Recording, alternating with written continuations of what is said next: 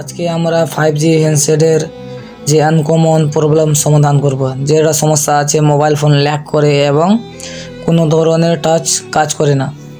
সেই জন্য আমরা কোথায় থেকে সমস্যা আছে, আমরা অনেক সমাধান এগুলো করেছি। আমরা জানি যে কোথা থেকে সমস্যা হতে পারে, কিন্তু ছোট ছোট বিষয় আগে আমাদেরকে দেখা উচিত। ছোট ছোট বিষয় থেকে আমাদের অনেক ধরনের বড় সমস্যা হয়ে দাঁড়াবে।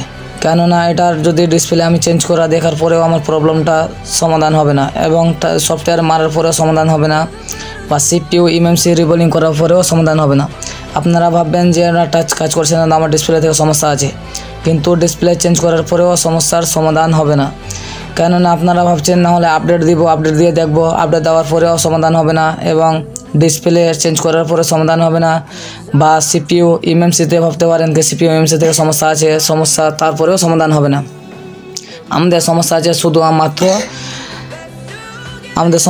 শুধুমাত্র আমাদের সেন্সার থেকে।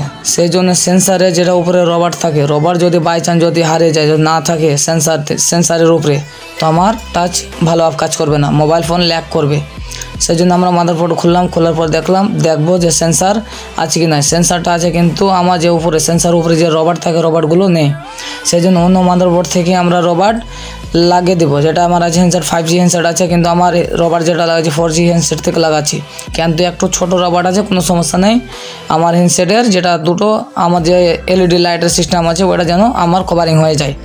তারপরে আমার যে প্রবলেম ছিল, প্রবলেমটা সমাধান হয়ে যাবে, প্রবলেমের সমাধান হয়ে যাবে। যে সেই জন্যে ছোটো ছোটো বিষয়গুলো আগে আমাদেরকে ফাইন্ড করা উচিত। কেননা আপনারা ভাববেন যে আমার ল্যাগ করছিল, তো আমার ডিসপ্লে থেকেও সমস্যা হতে পারে, বা সফটওয়্যার থেকেও সমস্যা হতে পারে, বা CPU বা এমএমসি থেকেও সমস্যার হতে পারে। কিন্তু আমার CPU এমএমসি এবং ডিসপ্লে থেকে কোনো ধরনের সমস্যা নেই। শুধু আমার সমস্যা আছে সেন্সার রবারের জন্য, রবার টাচ নেই সেন্সারে, সেই জন্য আমার কাজ করছিল না, কিন্তু এখন আমার স্মুথলিভাবে কাজ করছে। সেই জন্য আগে ছোটো ছোটো বিষয়গুলো আমাদেরকে দেখা উচিত, না হলে বড় বিষয় হয়ে দাঁড়াবে। কিন্তু আমরা যে CPUতে কাজ করতে গেলে আমাদের কাজটা সাকসেস হতো না, বা সফটওয়্যার করার পরে সাকসেস হতো না, বা আমরা যে ডিসপ্লে বা টাচ চেঞ্জ করার পরে আমাদের যে প্রবলেম ছিল, প্রবলেম সমাধান হতো না। সেই জন্যে ছোটো ছোটো সমস্যা থেকে আমাদের অনেক বড় সমস্যা হয়ে দাঁড়ায়। সেই জন্যে ছোটো ছোটো সমস্যাগুলো আগে আমাদেরকে ফাইন্ড করা। এই সমস্যাটা আমার স্টুডেন্টই সমাধান করলো।